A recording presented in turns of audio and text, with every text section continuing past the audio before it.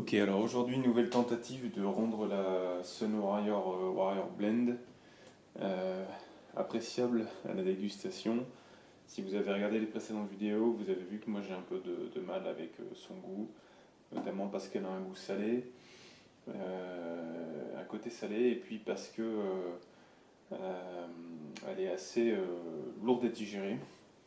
Je l'ai récemment testé avec du jus de fruits, je trouve que ça passe vraiment pas mal, en tout cas beaucoup mieux qu'avec un lait de vache.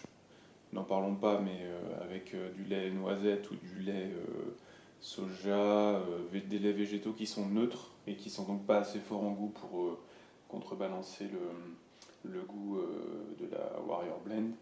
J'ai essayé avec du lait végétal complété de miel, donc ça passe pas mal.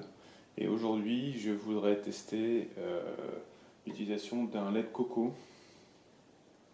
Alors, c'est une marque que j'ai trouvée en supermarché, c'est pas du bio. Il y a du riz dedans, coco et riz. Alors, qu'est-ce qu'on apprend dessus? Euh, pour 100 millilitres, très peu de matière grasse, 0,9 g, seulement des acides gras saturés. Alors, ça doit être les graisses de coco. Peut-être qu'elles sont transformées. C'est faible en glucides puisqu'il y a seulement 2,7 g de glucides. Voilà, donc l'intérêt de celui-ci, c'est que il n'y a pas de sucre ajouté pour le rendre meilleur. Donc c'est vraiment riz et lait de coco. Donc dans l'ordre, c'est de l'eau, du lait de coco et du riz. Voilà, 3% de riz, 5,3% de lait de coco. Autant dire que c'est quand même beaucoup d'eau et c'est un produit qui n'est pas donné. Mais bon, pour le moment, c'est un essai que je veux faire. Alors déjà, j'ai goûté ce lait tout seul. Il a un bon goût de coco qui est relativement léger et donc il peut se boire comme ça, tout seul. La texture enfin le riz, je pense que c'est surtout parce que ça réduit le coût du produit et lui donne un peu d'épaisseur que c'est ajouté dans ce produit-là. Alors, je vais mettre ma dosette de Warrior Blend dedans. Alors là, j'ai choisi la vanille parce que je me suis dit que c'est celle qui laisserait le plus de place au goût coco par rapport à celle qui est au chocolat. Alors, comme d'habitude, on tapote.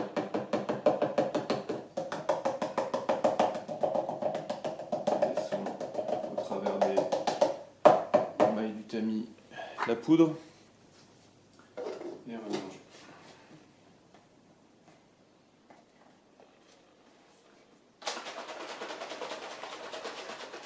Alors j'insiste sur à trouver une solution pour la Warrior Blend et sa consommation parce que c'est quand même une protéine qui a plein d'intérêts d'un point de vue contenu, notamment enfin, formulation, puisqu'elle est censée apporter pas mal de choses en termes de nutriments et aussi pour le système immunitaire notamment. Donc je voudrais quand même essayer de trouver une solution. On va voir ce que ça donne. Alors, en termes de mélange, ça s'est pas mal mélangé. Voilà, il n'y a pas de grumeaux. Ça a l'air d'être très onctueux. C'est très crémeux.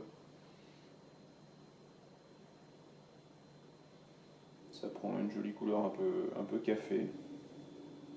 Vous voyez que je pense qu'avec l'apport du riz dans le lait, ça apporte un petit côté un peu crème, un peu gluant à la préparation. Mais du coup, en bouche, ça ne doit pas être désagréable. Alors maintenant, on va tester.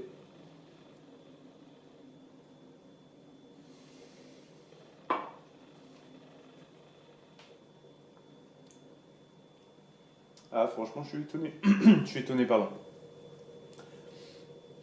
On ressent beaucoup moins le sel. Et le petit goût de coco léger vient équilibrer la préparation, c'est pas mal.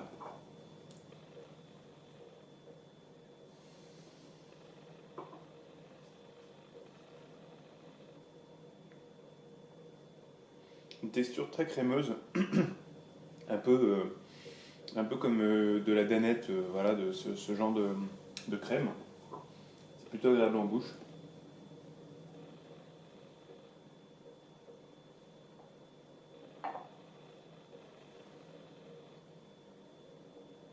Voilà.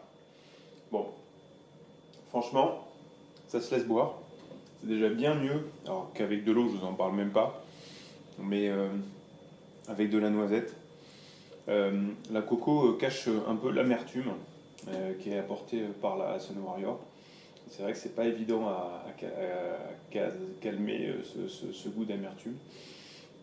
C'est bien masqué quand on rajoute du sucre avec des jus de fruits, mais moi j'ai un problème à digérer le jus de fruits quand j'en prends une grande quantité. Donc là, bah écoutez, franchement, je vous recommande d'essayer si vous ne savez pas comment agrémenter votre Warrior Blend et vous voulez rester dans du végétal. Un lait de coco, ça marche très bien. A bientôt pour la prochaine vidéo.